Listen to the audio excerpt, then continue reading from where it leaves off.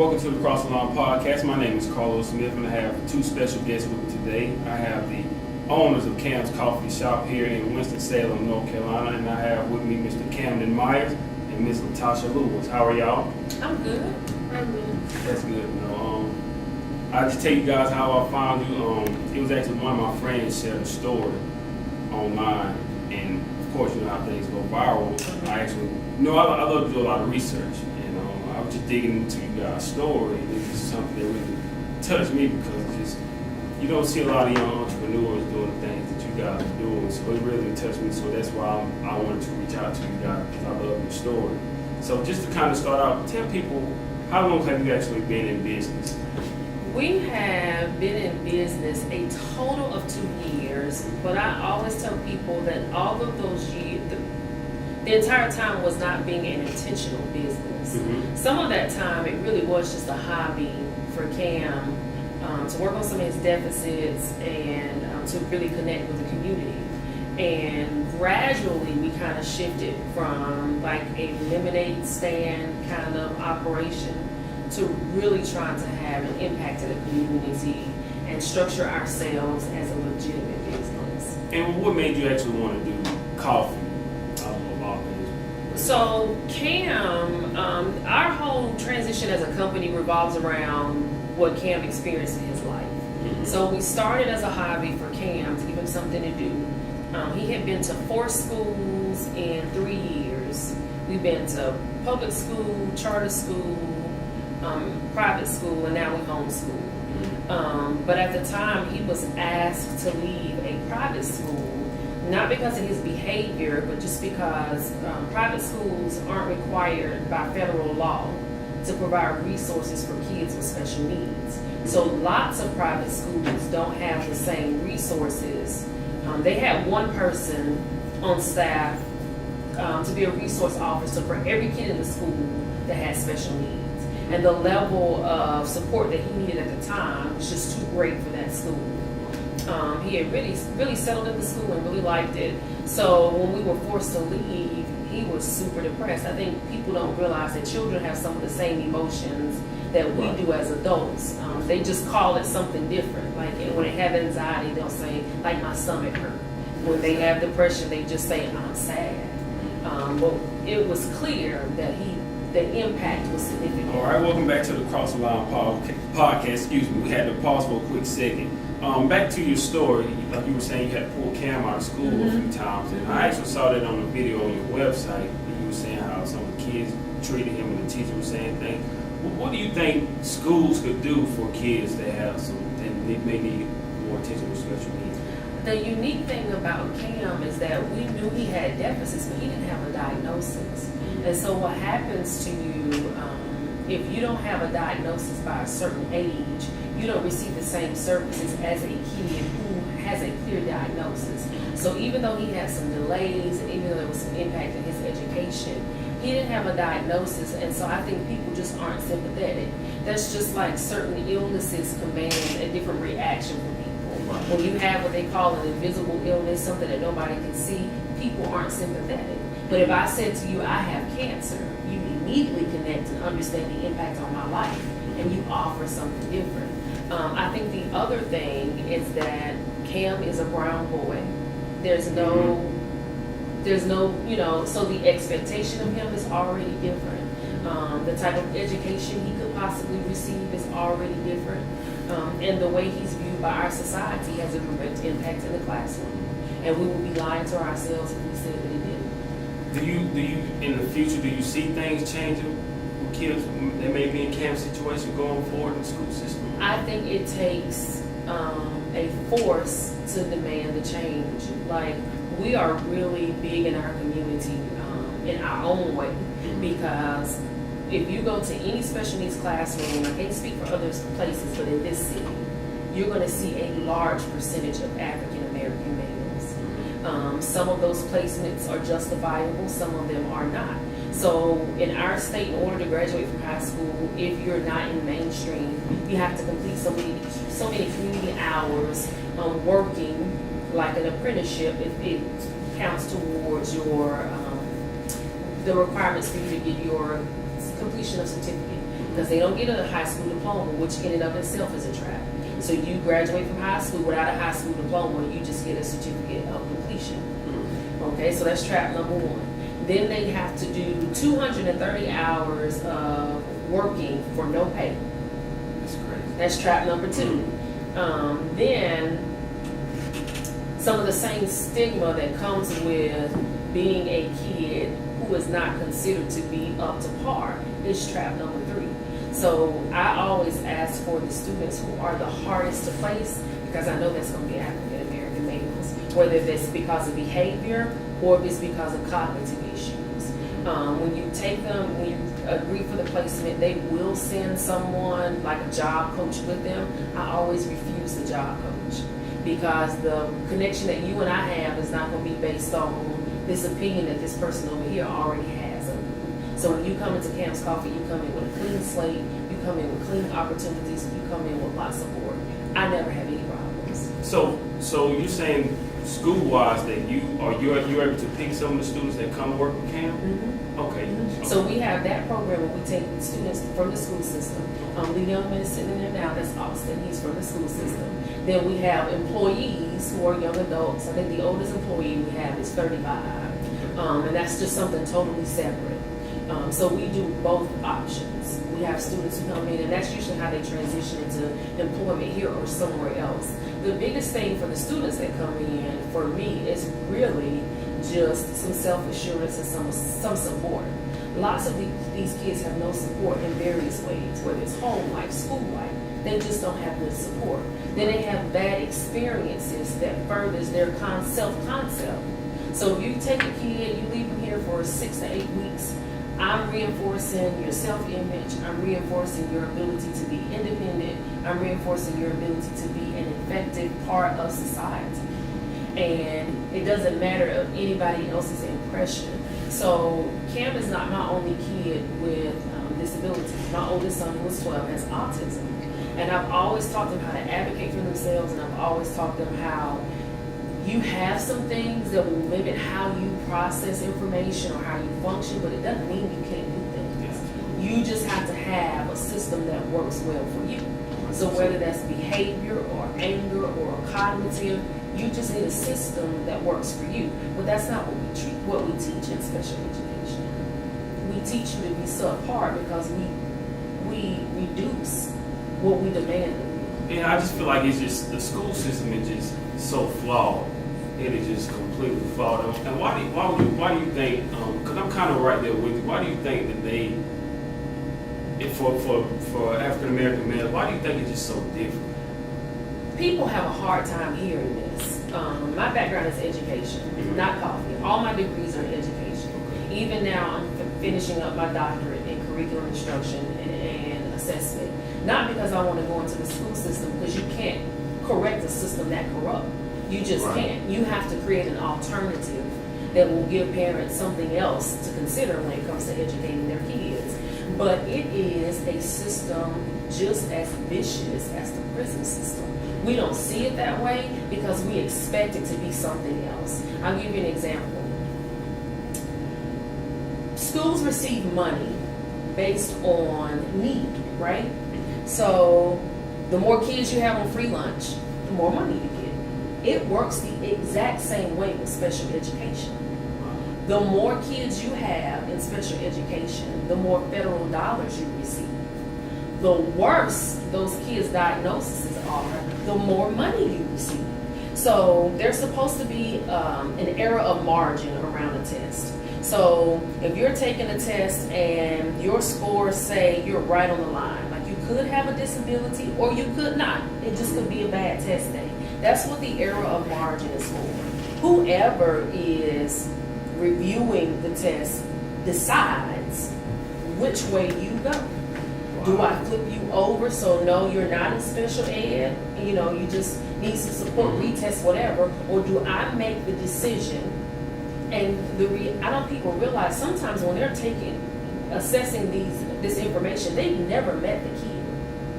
I'm solely going off of what's in front of me. But if I flip you this way, that school automatically gets more money. So it's kind of like it's a business for them. It's absolutely. That's all it is for them. It's absolutely a business. My oldest son, not Cam, was being interviewed for a state-funded program when he was 2. That's called early intervention, and it's designed that when you see your kid may be developmentally delayed early, to step in and offer you some resources. Because if it's just, there's nothing major wrong, they just need more support. The state steps in and kind of offers you that support. So while we're having this done, I own a daycare. So I'm constantly taking assessments and aware of where he is, who he is. Well, I go have this state assessment done, and they come back and they tell me that my son is profoundly behaviorally and emotionally disturbed. And I'm looking around because I'm trying to figure out whose kid are we talking about? Clearly you're not talking about my son. And so, of course, you have to be mindful, because when you react a certain way, you're not heard because you're an angry black woman. Exactly. So instead of being an angry black woman, I'm going to be an educated black woman. I don't say anything. I take the assessment. I go get a psychologist, pay for it out of my pocket, to use the exact same assessment that the state used to assess my son, right? Then I allow my insurance to hire another, because you could say he was biased because I paid him. So my insurance could care less. So I let my insurance company send him to another psychologist, developmental psychologist, use the exact same assessment, and also run a test. So now whenever you have 3 types of data, it's called triangulation. You triangulate the data. It's like getting an average. This guy and this guy are maybe 2 points within each other. They're both saying the same thing about this kid. It's only the state that's telling me there's something profoundly wrong with my kid, and he needs to be in some sort of state where they receive federal money program immediately. So I never revealed to the state my background. By now I have a master's degree in early childhood education. So there's nothing that you would see about my son that I don't see. So when we have the next meeting, I bring all the information. I tell them what I've done. I tell them that clearly either there was a mistake made, or you intentionally labeled my son for a monetary gain. So then the question was, well, what do you do for a living? You want to know more about me want to know. because you want to know how I know. But think about the number of parents who trust the system to do what it's designed to do, which is educate children.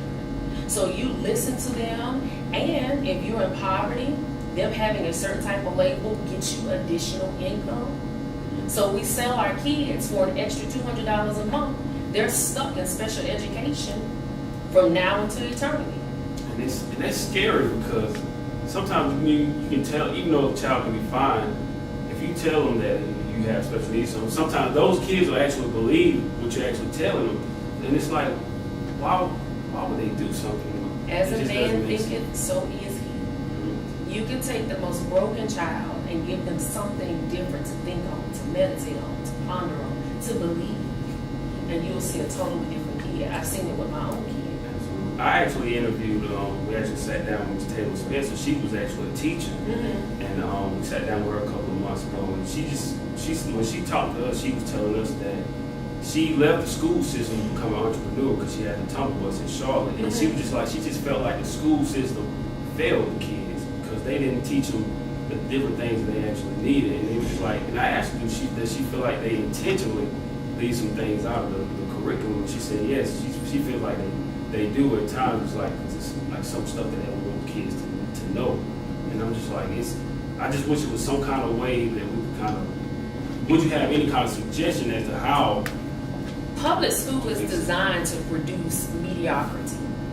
Like, there has to be a segment of our population that's just the middle of the road. There's a reason rich people send their kids to better schools, and it ain't just because they don't want them hanging out with your kid, because that's the only way you get better information. Our school system is not about, as much as we would like to think it is, really producing the best type of education that we can. That's why charter schools are so powerful, because lots of times they come in a community and they've got different concepts. They don't use traditional means of education. Most schools, not all, most schools today look just like a classroom from the 1950s. Do we talk on the same kind of telephone we talked on in the 1950s? Absolutely not. Absolutely Everything not. is completely different. Nothing's, so why is education? I got the same education that my parents, who are 25 years older than me, received. The information may be a little different, but the structure of how it's given to me. You have to adapt with the times. It's like you can't stay in the same way as things were in the past. There are other countries who have less resources, who have better education for our children. When you in Japan and China, that's something totally different. Like they're on steroids. It's so advanced. But when you look at countries like all the Scandinavian countries, most of those countries don't even require kids to come to school till 7. There's a reason for that. For us, it used to be that kids went to school at 7. The more moms start working, the earlier they let kids come to school. It wasn't about giving them a better education. It was about having an effective workforce. So if your mom needs to go to work, okay, well then we'll let you come to school at 6. Eventually you came to school at 5. And now in some states there is universal pre-K where you start going to school at 4. My son goes to a pre-K, but they work with him and everything. He had some trouble with some of his, plus his teeth fell out really early when he was 3 years old. Oh, wow. But they trying to work with him. But it to me it does feel like, in a sense, the way that you word it, saying it is that it's like they bring us in early and kind of mold us into where they want us to be in society, and then that's it. And it's not just race, it's classism. Because people who can afford to give their kids a better education do. It's only the people whose parents can't afford the other options who are stuck in public school. And it's such a big gap between the rich and the middle class.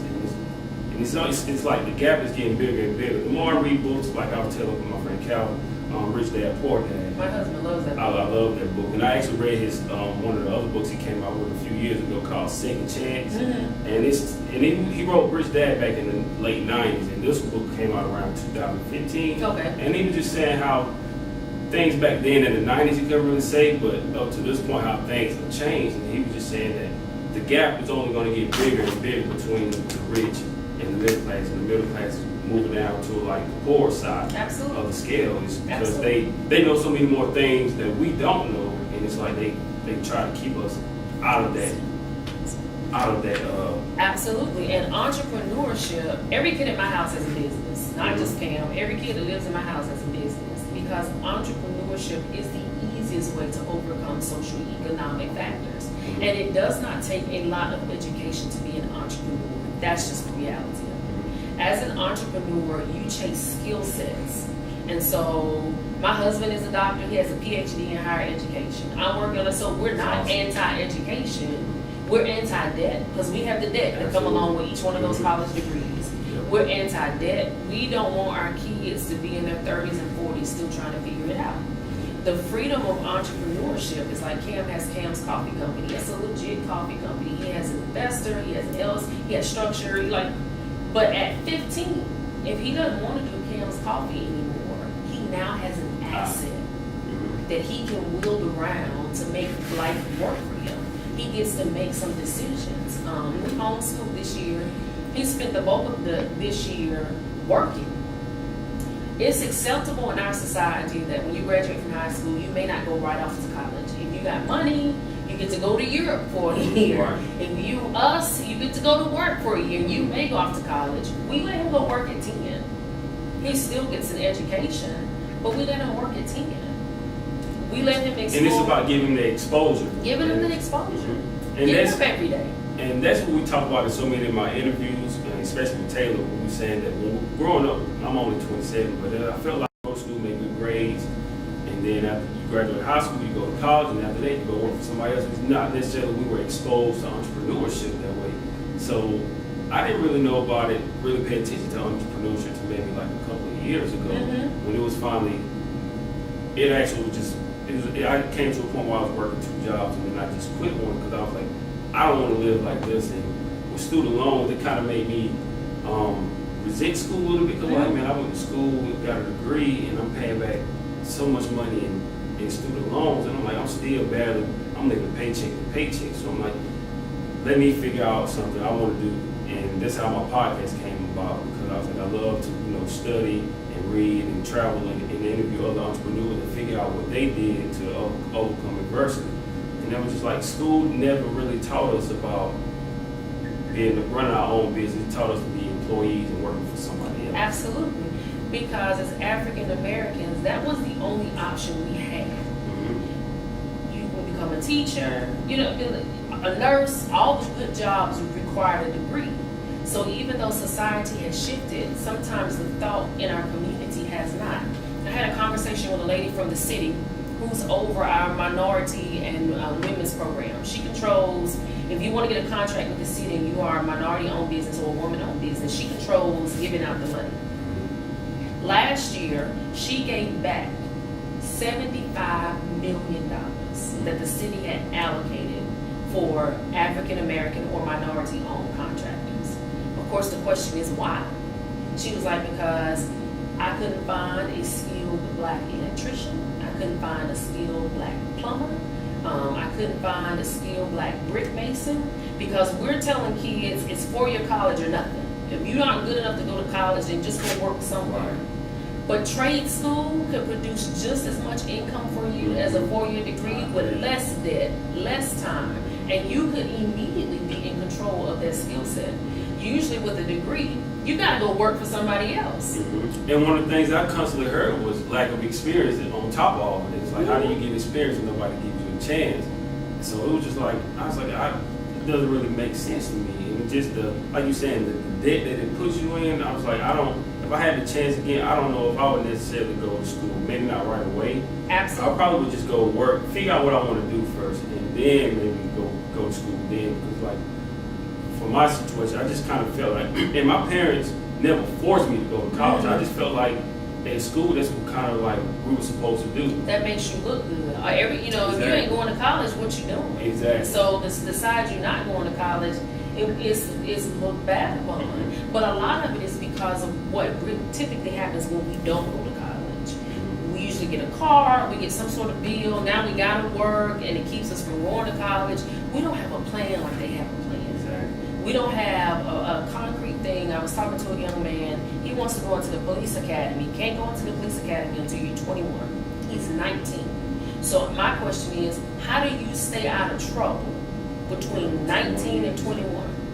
Just the nature of boys, y'all knuckleheads between 19 and 21. You got this goal, but what's the plan? What you gonna do? How you gonna stay out of trouble? Where you gonna live? Where you gonna work? What you gonna drive? He hadn't thought any of that through because nobody's asking that question. And we don't say to our kids, you have options. Go to trade school. Welders make extremely good money. It takes you 6 months to be a certified welder. Just like that. Do it long enough just so you got money in your pocket. If you decide 2 years from now, I'm sick of being hot in that welding mask, don't do it. Do something else. The community college system in North Carolina is strong. I have 5 different either degrees or certifications from the community college. When I finally went to get my undergrad, I think you can only transfer in 70 degrees from another school or a community college. The lady in the guidance office called me. She said, I think they made an error on your transcript. I was like, what do you mean? She was like, you have 132 community college credits on one transcript, and they say you have another. I said, no, that's right. I did stuff in seasons. If I wanted to do this for a season, I got the certification for it, I did it. If I changed my mind, I went and got something else. But did she know what you looked like before that, or yes, she did. She did. That's another thing. Uh-huh. She knows what you look like. So absolutely. It's like, why? How did you get so many? That's busted my behind. Here, one of the local colleges, community colleges, most people don't take more than 15, 16 credit hours. That's a lot. It's usually about 4 or 5 classes. Yep. If you take anything over 16 credit hours, it's free. So once I realized that I could go and get 2 to 3 free classes in a semester, I would take 28 hours in a semester, easy. And then I realized that some of the degrees overlapped. Like in education, there was only 3 classes different between this degree and that degree. So I made up my mind, I'm gonna get them all. Because it only take a few extra classes. All my core classes counted for all the degrees. So I'm gonna do the little extra classes so I can get all 3 of them. a great way to do do it. Somebody's got it. But I got all of that faster than my friends that went to 4-year college. And 4-year And college. less than. And on top of that, 4-year college, they make you take so many different classes that you don't even need. It's just like pointless. It's like I'm just throwing this money away because for me, I had art history and world music and stuff. What did you want to do? What did you want to do? Well, honestly, when I went to school, I went in for computer science, information management system, and I basically wanted to work with computer just because of the money. So really, I really didn't care about it. And towards my senior year, I kind of got burned out doing it. So I said, it's almost time to graduate. If I'm gonna do something, I want to do something I really care about. So of course, I love sports. So that's when I ended up getting a minor in mass media. Okay. And so my senior year, when I finally got an internship covering the Carolina Panthers and the Charlotte Hornets, and I had a chance to cover NASCAR. I did some baseball events. I just did a lot of different things like that. So once I really got exposed to going to those events, I was like, this is the field that I know I really want to be in, something sports related. But of course, after I graduated, it was just the lack of experience that I constantly kept hearing. So of course, after that, just tell about my story. I ended up getting a job at a radio station. And I stayed there for about maybe 6 or 7 months. And then, of course, Saturday May came knocking, and I had to pay, they wanted me to pay $500, like right off the bat. And I couldn't afford it. So that's why I ended up having to pick up another job. So I was working 2 jobs, just back and forth, back and forth. I work all morning and then later on through the night. So just constantly, and I just felt like a robot. And I was like, this is not how we should train everybody to be like. It's like we're programmed. That's all we know is like just to go to work after high school. So, and that's when I was like, you know what? Let me just stop this, and I don't care. I'll just go all in on what I want to do. So that's why I started. This is how the podcast came about. And I was just like, it's no way. Life is not meant to be lived like it's like you just. And I know this may work for fellas, but it's kind of like it's kind of like in a sense like a slave mentality, and it's just like, and then the way that they kind of taught us at the job at the time, it's just like, there's no way this is like, life is not meant to be lived this way. So I just had to figure out something totally different. Because it's like, and it's something else that kind of bothered me. So I see some of my friends on Facebook talk all the time about, yeah, we're going to work. Like I would tell Calvin, we're going to work these 12 hours, 7 days a week. And it's like, it's like they're comfortable with it. It's like, and it's like that's all that they know, which is to get up and go to work and just give your life to somebody else, put it in somebody else's hand all the time. And I'm like, I'd rather go the entrepreneur route and just figure things out and be exposed to more options. For me personally. I totally agree. I mean, I couldn't agree with you more. I think the one thing, because of the challenges that both our sons have, traditional school, traditional employment just may not be an option for them to begin with. But they can always create an opportunity for themselves. Any skill that you have has value as long as you help people see the value add. So you use your skill to meet the need, and as long as people have a need and you have a skill to fulfill it, you'll always have work to do. And so that's kind of what we try and get them to see. So Cam has the coffee shop. My daughter that's in the coffee shop now actually bakes all of the baked goods for the coffee shop. So that's her own separate business. So we buy baked goods from her. And then we help her get other contracts for her baked goods. Lewis is into music and beats. So most of our commercials that you hear online, Lewis created the beats, and we pay him for his music. And so now he's 12, and so now he has other contracts around the city where he creates soundtracks for like social media campaigns. That's awesome. Everybody in my house has a business. And it's not about the money. It's about the mindset. Absolutely. The entrepreneur mindset is a powerful thing. And it will not only create wealth, but it's also the way that we're going to be able to solve some of our most daunting global issues. And you learn so many life skills. Sorry to cut you off. Life skills. Yes. You just learn so many problem solving, communication, leading, thinking outside of the box, being independent, being resilient. That's not stuff you learn in a classroom because you're told to do things in the exact same way. Even just risk taking. You've got to, as an entrepreneur, you've got to have a enough gumption within you to throw caution at the wind at times and just go forward. And you got to have enough gumption to bounce back from failing. Failing is a part of success. You can't have success without failing. So you can't give these kids a safety net. And we play Uno, and somebody was like, "Do you let them win?" I did when they were learning the skill. But now that you got the skill, it's every man for himself around here. You said something that was so pivotal, like I was telling about Robert Kiyosaki's second chance. He was saying that in school they criticize you for making mistakes, and it's like in life you need to learn, make those mistakes. That way you can learn from them. School is all about being right and always never making mistakes. Period. But in life, you're gonna make mistakes. You gotta learn from them. Just keep correcting and making fix your issues and different things like that. But it's like the school system doesn't want you to do those kind of things. It's like you say, it's like a different mindset. It is, and we have to think differently because of their ability level, right? Mm-hmm. So like Cam is 10 and he has nerve damage in one arm. That was one of the reasons why we chose coffee, because serving coffee makes him work the arm over and over to serve you something. But like he's 10, he can't tie his shoes. Mm-hmm. At one point in time, he was super embarrassed because he's always been really big for his age. So people would say stuff like, tie your shoe, tie your shoe, tie your shoe. And he would avoid it and not acknowledge it, not to be disrespectful, but because you are publicly highlighting an insecurity. And you won't let it go and move on. Like, you just keep saying, "Hey, did you hear me say tie your shoe?" Yeah. And so finally I had to say to him, you got to stand up for yourself. When someone says tie your shoe, you say to them, "I can't. Would you like to help me?" Surprisingly, when he says that, the next thing people say is, "You too big not to know how to tie your shoes." And the lesson in that, I've had to set people straight, because the lesson in that is you don't know what someone struggles with. Absolutely. But if you highlight something, he acknowledges that he doesn't know how, and he says, "But would you like to help me?" That's not the chance for you to criticize him for what he doesn't know. That's an opportunity for you to step in and help. In our house, the mindset is there's always a problem, but there's always a solution. Even if the solution does not produce the full result of what you want, there's always a solution.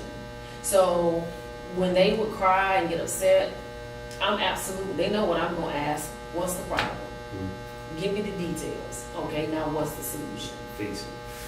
Absolutely. How important is it for you to, for kids, to make all kids feel like special and make them feel like is it important for you to make them feel like Cam was like everyone else? No.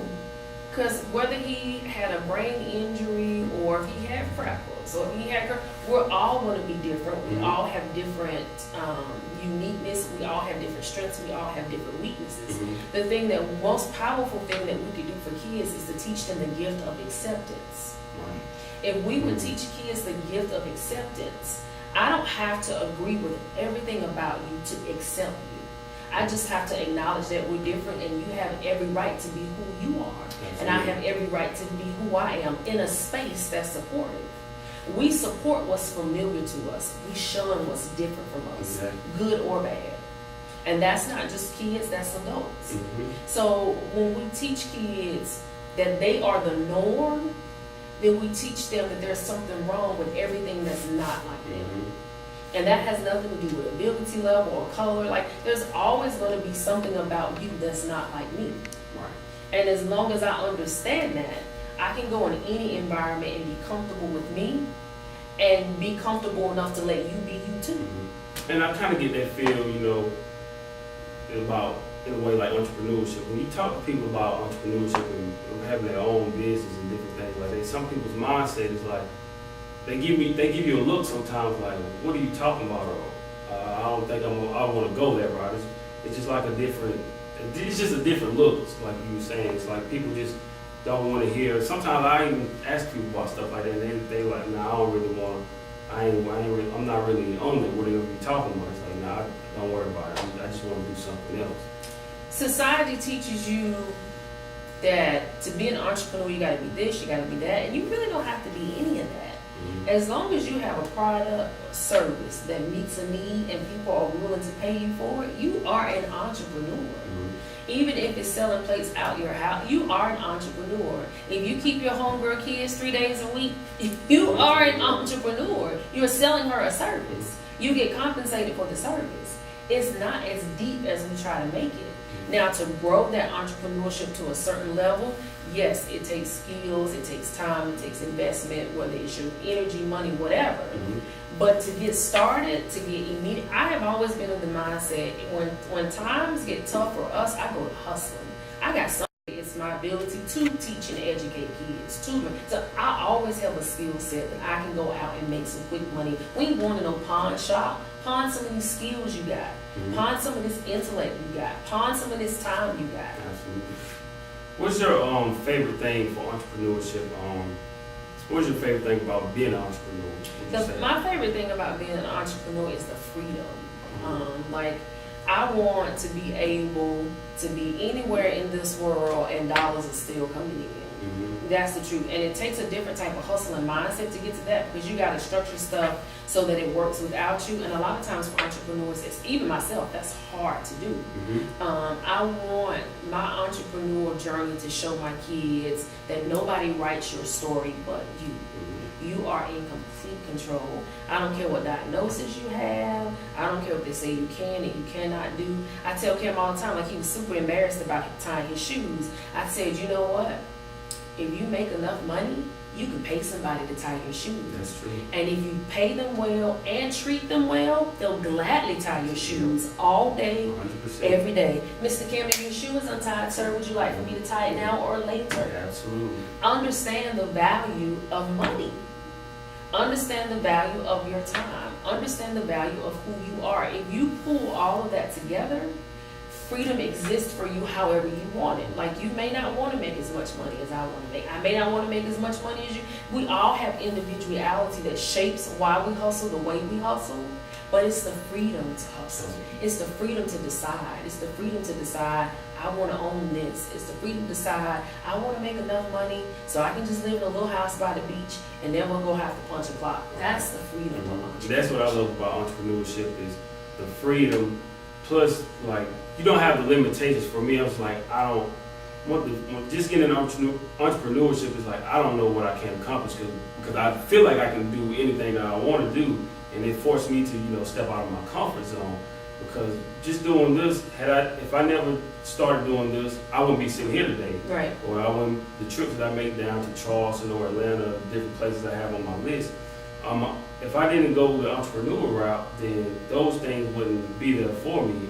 And with a job, it's like they tell you what you're worth. Even if you feel like you're worth more than that, they're only gonna give you a certain amount. Like, this is your worth, and we expect you to be here at this time. And just something about that just didn't sit well with me. And just, at times you're having to ask somebody, hey.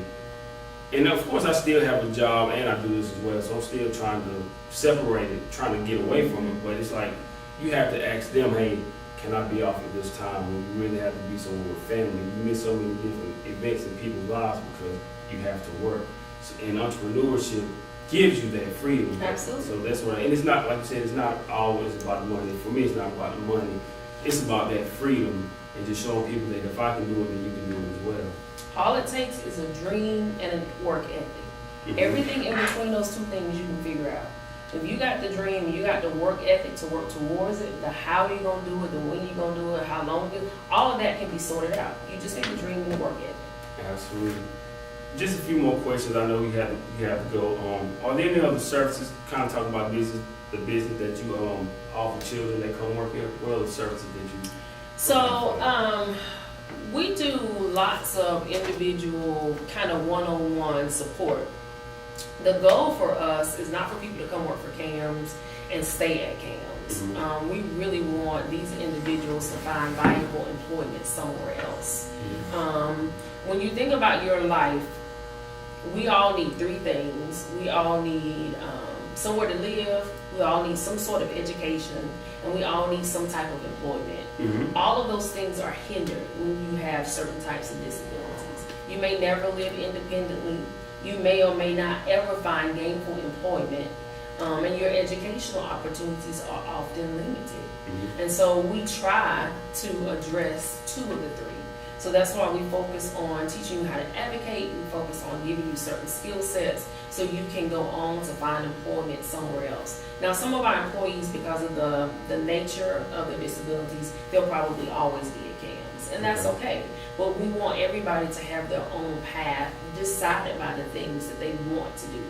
Lots of times with this population, someone else decides what your path looks like your job coach or your social worker, your caseworker will decide your skill level or your ability level means you can do this, versus saying, okay, how do we give you the skill sets and the support so you can do this, instead of looking at, okay, as long as they got something that's good, because Walmart will let you be a greeter. McDonald's will let you clean the bathrooms. Yep. It's true. And we often tell this population that those are their options. That's where they fit in, and it's not always true. You just got to give them more options. One of the things that I love with motivational speaker Les Brown, he said something profound that I like was, don't let somebody's perception of you become your reality. Meaning, just because they, like you were saying, like test scores and things like that, don't let that define you. Like, hey, these are your scores. This is all you can do. It's like you can always do more than that, and that's something I really love about that line from Les Brown. Don't let somebody's perception of you become your reality. Absolutely. And because it just, people only look, like you said, with us being of color, it's already like we're at an advantage. There's one strike against us. So it's like either, most of the time it's like either we become an entertainer or we're an athlete, and that's how they perceive us in society. In which we're more than, and that's why I have the shirt on more than a job, is because a lot of us in the working class, like job sees as just that, just as employees, and like we're more than that. We're entrepreneurs, and we're mentors, we're leaders in our community as well. And like you said, it's just like they only look at us a certain way. Oh, absolutely. There are lots of people, if you don't know our story, you just kind of casually find us, because this is a business district. Lots of people come in the shop, and you can tell by the interaction and the way they talk to us that they think we just work here. The perception is that we just work here. And it's because somebody came in one day and was like, is there a manager I could talk to about possibly doing some catering? Yeah, how can I help you? Oh, so you're the manager. I said, no, I'm the owner, but how can I help you? That's simple. That's how they keep it moving. And that's one thing with sometimes with, not bashing ESPN, but sometimes I feel like they kind of paint that picture of us as well. When they have the elite athletes that's getting ready to get drafted, like those college players, they tend to, at times, show them as like athletes coming from broken homes. It's like, and then when people see that, it's like, wow, is that really how life is with black people? Story sells. Like the story sells. That whole, he came over adversity. His mama was a crackhead. His daddy wasn't around. Exactly. It makes people stay in front of their TV. And I guarantee you, the draft is this week, so I guarantee you it'll be some kind of story that they bring up about how one of the kids came from a broken home or different things like that. And always pay attention to who their savior is. That was the one thing I hated about The Blind Side. I don't know, I can't remember the football player's name. Mike Orr. If you really look at that, it was less about his ability to overcome, and it was more about that white woman saving him. Bottom line. Oh yeah, because it did seem like she was kind of like the star of the movie. And if you go back and listen to him talk about the movie, he talks about the fact that they over-exaggerated certain things, but he realized that it was Hollywood and that's what they do, versus now people have a perception of his life, and that the base storyline was accurate, but that there was lots of exaggeration because it makes for good Hollywood movies. And they have to fabricate it so much, and that's something. And it's like we're more than these stories that they portray us as, and like a lot of slave movies. Like a lot of times you see that those are the movies that we were known for getting Grammys and all those for. And it's like, why do we always have to be a slave in order to get a Grammy? Well, you see how Halle won her Oscar. Yeah. I'd have gave it back. Yeah. But it's always something like that that makes us get the recognition when we can do so much more than that. In her role as this broken black woman who has what they considered an amazing sex scene with a white man, she wins an Oscar for a movie that was subpar at best. and a son. The father was in prison. It's like he get run over like. Mm-hmm. It's always insane. something. He was insane. A few more questions. I'm sorry. I know Cam. Cam has had a long day. That's one of the reasons why we got here a little late. So the shop was open. We were running a satellite location today, so he's been up since about 5:30. And that's fine. Well, how do you feel about Cam? How much have you seen him grow since the beginning of the start of his own business? I think that was the fascinating part. So we have done every therapy known to man. We've done play therapy, behavior therapy, occupational therapy, physical therapy. I mean, you name it, we've done it. And none of it was really impactful. So when he started doing coffee on the weekend, it was just the weekend at my girlfriend's hair salon. I was very intentional about the things that he did, the things that he worked on.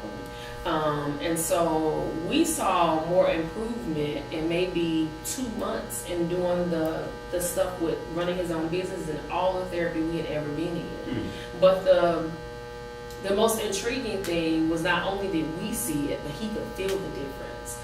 The notion to go on and start an actual business was his idea. I didn't know a lot about coffee. We had a little Keurig machine. He was selling cups of coffee using K-cups. So you ordered coffee, he used a K-cup, he make you a cup of coffee. If you wanted a latte, he added a lot of cream and sugar and put some whipped cream on top, and voila, you got a latte. That was it. Nothing, this business itself, that had no depth, no nothing. He decided that he wanted to be able to help other people like him. And so we kind of just threw around, okay, can we make this happen? Even if you talk to Cam now, you can understand him. Because we've been in speech therapy for years. When we started Cam's Coffee, you absolutely could not understand him. You couldn't understand what he was saying so much that he had a little piece of paper with all your options on it. I laminated it so it was like dry erase. The only thing he said good or well enough for you to understand was good morning, may I help you? That was all he said. Then he would give you his little menu. He had his little dry erase marker, and you check the box of what you wanted. He would bring the menu back to me. I'd help him make the order. He'd take the order back out to the customer. That's how he did it. That was just how it worked. Well, if you talk to him now, not only does he talk well, but he talks all the time. And it comes directly from having intentional contact versus being in speech therapy. And I'm not, downplaying the benefit of speech therapy. It absolutely was a benefit, but he needed a meaningful environment to practice what he's learning in speech therapy. So supportive customers, people, that environment I could control. Everybody knew he was in speech therapy. So I would remind the girls in the shop, hey, when Cam talks to you, if he doesn't make eye contact, he looks down, just give him a gentle reminder. So they'd be like, hey, Cam, glad to see you today. Remember, you got to look at me when you talk to me. Right. And so he'd pick his head up and he'd talk, because I'm controlling the environment. Then we got to the point where we're doing pop-up shops where I don't control the environment. You got to navigate your way. So as a parent, you have to decide what this is going to look like. You have to be intentional about the course. You have to be intentional about the outcome. You decide what happens. And so, because I'm going to be honest, my goal is selfish. My goal is that one day both of them are going to move out. And if I don't give them certain skill sets, they're going to be home forever. I'm not living with them forever. Right. So I'm determined to give them this, even if it's just across the street and I got to look out the blinds to make sure everything all right. They're going to have they're going to have everything they need to move out, and they're going to have enough money to hire people to do whatever they can't do for themselves. Right. If you need a cook over there, pay them. If you need somebody to cut their grass over there, pay them. You got the money. So we're not going to be limited by the things that you can't do. We're going to focus on what you can do. What you can't do, pay somebody. Yeah, absolutely. How do you feel the community has been receptive to Cam and everything? Oh, it's been awesome. It's been amazing. I think once people hear our story, they connect with the genuineness of not only did he have his own set of issues, but he's still ticking away at those issues while giving an opportunity for somebody else to feel just as important and successful as he does. So he's like the underdog fighting for the underdog. And so our community has been awesome. Like some of our very first contracts, which we still have, came from Some of our very first contracts came from a local organization called Venture Cafe, and it fosters entrepreneurship. We've been there for over a year now. And they paid him to come in and serve coffee every week. He's there every Thursday from 4 to 7:30. That was how he sustained himself when he first started, because he had this money that he could count on like clockwork. And then the next thing we did was he made his own bags of coffee. Those were the first jobs we offered. We didn't have a location. We were just doing pop-ups, but we shipped coffee nationwide. So that was the next step. So our community would come around and rally. In order to open this space, we needed to raise $18,000. I think we raised, I'm gonna round it up. We raised $12,000 in 60 days. That's great. 85% of that money came out of this community. Other people in other places saw our story online and would give, but 85% of that money came from this community and from people we did not know. I could look at the donor list, and most of those people aren't people we knew. That's huge. Yeah. What would you say you've learned the most about just being in business? It's the biggest lesson you've learned. I think that's a good one. I would have to say the biggest thing that I've learned is my own personal strength and fortitude. And granted, it comes from a different place, because I'm a mom trying to show my kids that we have no limits, and it forces me to do business like I have no limits. Like, I go into meetings and make decisions and demands. Some of it I know, some of it I don't, but I'm trying to show the generation behind me that this is what it takes to get to where we want to be. Absolutely. And so I think it's to be fearless. Like, I've made lots of decisions, my decision, and I was going to own it.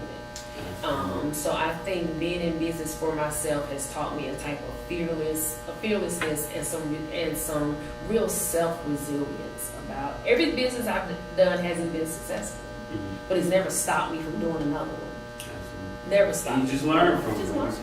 You roll with the punches. There have been some things that you could have never told me I'd have made a bunch of money from, and I did. And there's been some things that by on paper, the industry, statistics, everything about this says it should work. And it did. But you're doing what most people are afraid to do, is just take that chance. Take the chance. We just want to stay safe and, not risk anything, just get our steady paycheck, and that's it. We kind of blow off some of the things, there's some cliches in our community that we say all the time. We just kind of blow them off. Well, you've heard a million times in our community, scared money don't make money. That's a real thing, because scared money will make you put it back in your pocket. You ain't willing to risk it. I'm willing to risk it, because I know at worst, it's going to leave me right where I am. What do I have to lose? But at best, it's going to create something for me that I ain't never had. I don't have anything to lose. Everything ain't going to fall apart. I'm just going to be exactly where I am today. But taking the risk could possibly put me somewhere that I never thought I could be. One of my great friends, I said with Mr. Ben Hall, one of the things he told us off camera, he's like, man, because he had a dessert. He has his own shop, dessert. And he was just saying, man, just looking around. And this was before he actually had his storefront. He was just baking out of his home. He's like, what, if my business doesn't work out, he said, I can always go get a job at the end of the day. I can always go back and get a job. I could always go teach at the end of the day. And maybe I'll say maybe 6 months later from baking out of his home, he ended up having a storefront.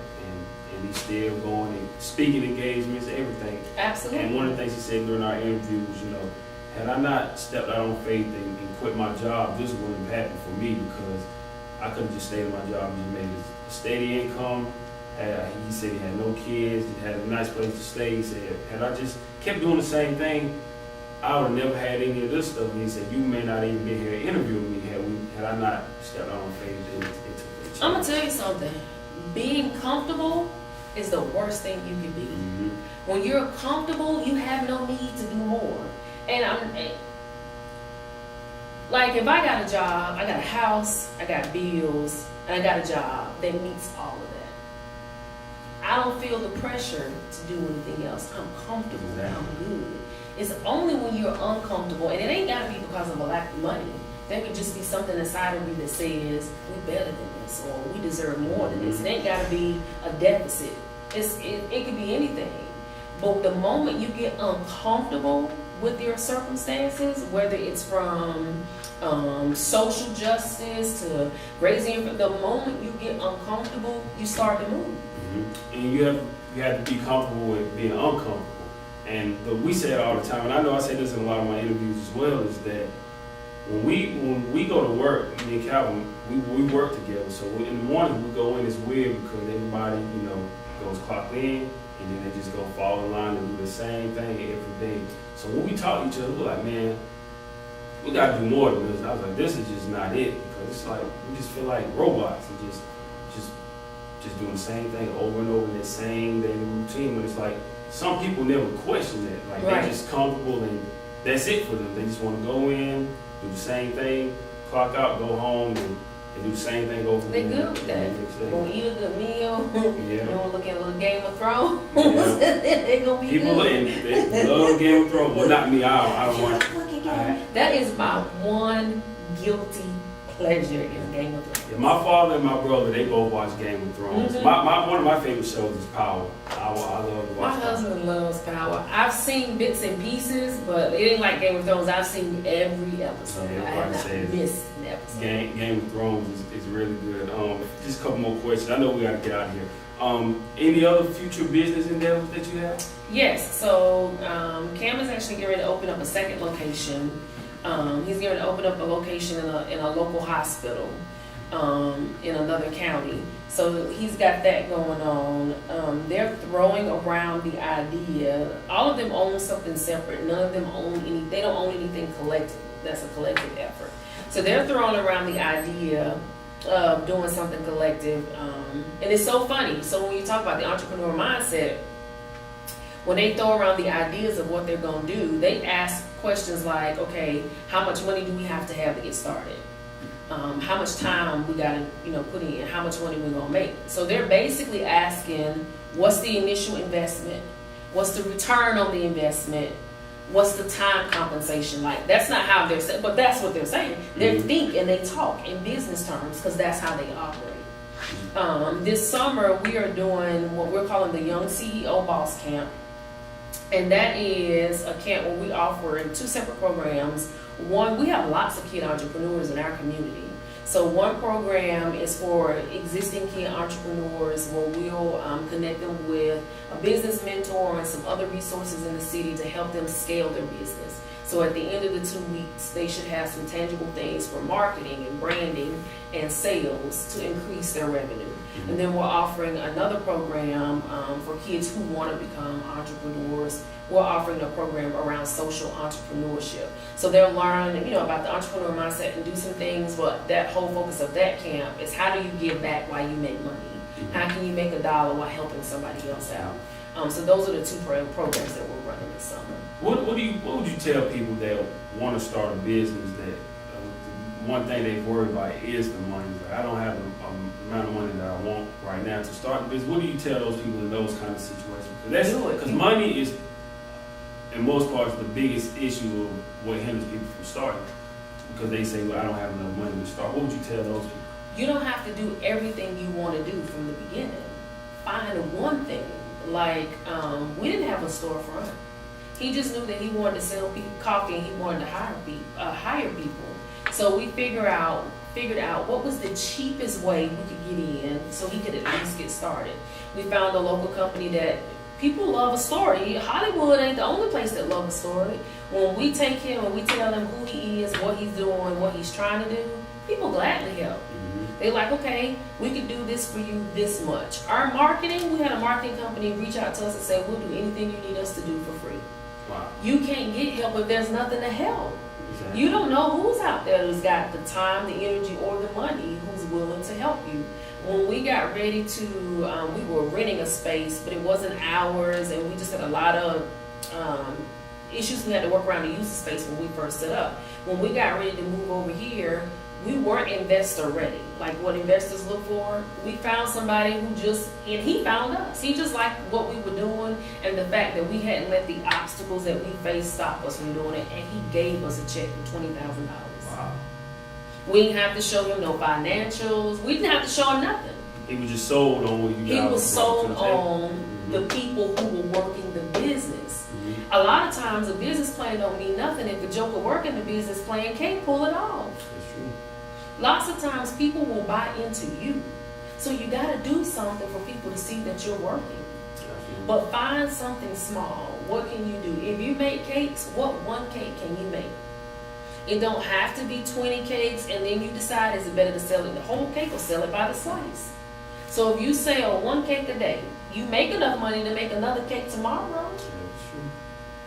Do something. Mm-hmm. And that's kind of what we do, you know, just starting out. You know, I don't have a lot of money and just pouring into this and coming in. And man, honestly, and I'll be honest, we don't have any sponsors at this moment. That's one of the goals, is kind of figure out ways to do sponsorship. But when I still reach out to people, and you know, just that's part of me just stepping out of my comfort zone, saying, hey, would you be willing to, you know, do an interview? Gotcha. And I tell everybody what I'm doing and what I've had to overcome, because I always apply for different jobs. Because me, I felt like when I graduated from college, I was just going to be able to get a job at ESPN right off the bat, especially covering the Hornets and Panthers. But it didn't work that way, and so I was like, for me, I just had to kind of say, you know what, they're not gonna give me a chance. Let me create my own opportunity. So some of the people that I've been able to sit down with, one of them was, you may know, is Shannon McCullough. His dad is his son is Lil Yachty. Okay. And I actually just reached out to him and talked to him, and I told him, hey, this is what I'm doing. I'm an independent journalist. Would you be willing to, you know, come on and share your story? And he reached back out to me and said, hey, I would love to. He was like, I don't do a lot of interviews, but just looking at your profile and listening to your story, I was sold on you because of what you stood for and everything that you represented. So he said, that's what, because we shot it at his home. And he was just like, I was just sold on you. You made me feel comfortable just even invite you to my home, even though this is my actual first time sitting down with you, meeting you in person. Just knowing you and what you were doing, I felt comfortable bringing you to my home. And I feel like that's very important as well, just to make sure whatever you want to do, go all in, put together a great body of work, but also make sure, be careful of how you present yourself too. Absolutely. Because that can also be a deal breaker on whether you get a yes or a no as well at the end of the day. And even if you get the no, don't be scared of the no. I will admit, it ain't the yes that motivates me the most. It's usually the no. Absolutely. When a joker tell me I can't do something or I can't have something, man, please catch me 2 months from now, bro. Catch me 2 months from now. The job at the radio station, I actually went up there a year before, and I went and gave my resume, and they turned me down then. So I was like, okay, since I didn't get it this time, let me figure out something else I can do. So then I went back to my school, and they let me do some production stuff, like videos and cameras and everything. So then like a year later, I ended up writing for blacksportsonline.com as well. And I went back up there, had all of that on my resume, and I went up there in person again and said, here's my resume. And they reached out to one of my mentors, and they gave them the yes, said I was a great kid. And that's actually, you know, how I got the job the second year, because when I went back and they saw everything that I was doing and my mentor, that was like my foot in the door. Right. But if you had quit, if you had let the no make you feel like you couldn't do it, or this wasn't the industry for you, I'm just going to walk away, I'm going to do something else, then what? And that's something I'm actually writing a book, and that's something I might have to cut this out of the interview, is that one of the things I said in my book is no may not be what you want to hear, but it's what you need to hear. Oh, absolutely. Because it forces you to go back to the drawing board and figure out what you can do the next time around. That way when people come back to you, well, they'll come back to you and asking you for help and how can they be of service to you. Absolutely. Absolutely. But my last question before we get out of here is, what would you say is your ultimate goal? My ultimate goal is to raise a generation of entrepreneurs behind me who take the world by storm. Like, I want my kids to have the most beautiful impact on earth in whatever they decide to do. Because I feel like my husband and I have given them values based on family, based on education, skill sets, and community. But they know that the power really comes. You gotta have some money. Like, the only way you have a significant impact is you gotta have some influence. Some women and I got together who all owned food service type businesses in the city because we felt like we weren't being heard. Like, they're making all these decisions that's directly affecting our business. Like, closing the highway right here, so now cars can't get to us. So they go to another part of the city to shop. So when we pulled together, we realized that between us, we employed 350 people in this city. That's a small corporation. We realized that collectively, we bring in a revenue of $3.8 million a year. That's a small, and we're talking about 10 women, maybe 12. So let's say 12 women who each own some sort of small business. That's a small corporation. So the city gets money off of what we bring in, our taxes. The state gets money. So we are a force to be reckoned with. Absolutely. But it's all about the dollars we bring in. And so I want the kids, my kids, and the other kids that we reach out to realize you can make a significant impact. And entrepreneurship gives you tools, it gives you skill sets to go out and make money so your voice can be heard. Absolutely. And Ms. Latasha, I want to thank you so much. Absolutely. I appreciate it. I enjoyed this interview. It's like I say, your story is very inspiring. If we can be of any service, please just let us know. But I would love to come back and help you guys out any way I can. Please do. It's stories like this is what really make us enjoy what we do, because it's just, people need to hear these kind of things. And like I said, a lot of times when you turn on the news, it's always about who's dead, and it's always a negative. But anything that's positive, they may play it for a few seconds, and then it's back to the negative again. But it's these stories right here that we need to hear more of, especially of our own people, because like I said, a lot of times they see us as just entertainers and athletes. But we're more than that. We're more than a job, and we're leaders in our community. We're entrepreneurs. So Absolutely. I just really love what you guys are doing, and we'll definitely be back to help you guys out. Thank you. We certainly appreciate it. Before we get out of here, can you tell everybody how to find you guys? Absolutely. You can find us on all things social media under Cam's Coffee Company. You can find our website at camscoffeecreations.com, but on Instagram and Facebook, we're Cam's Coffee Co. All right. Hope you guys enjoyed it. Until next time, keep chasing dreams. This is the Cross the Line Podcast. Thank you for listening.